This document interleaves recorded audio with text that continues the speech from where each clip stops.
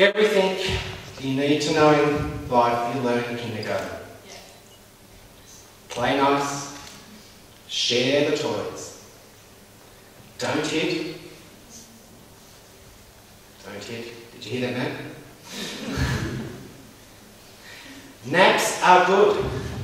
I'm not a napper, but I am married to one of the greatest nappers. Who loves a good nap? Say sorry when you've done the wrong thing.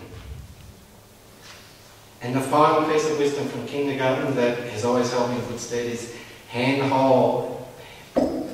hold hands when you go out into the big bad world, because it's scary out there.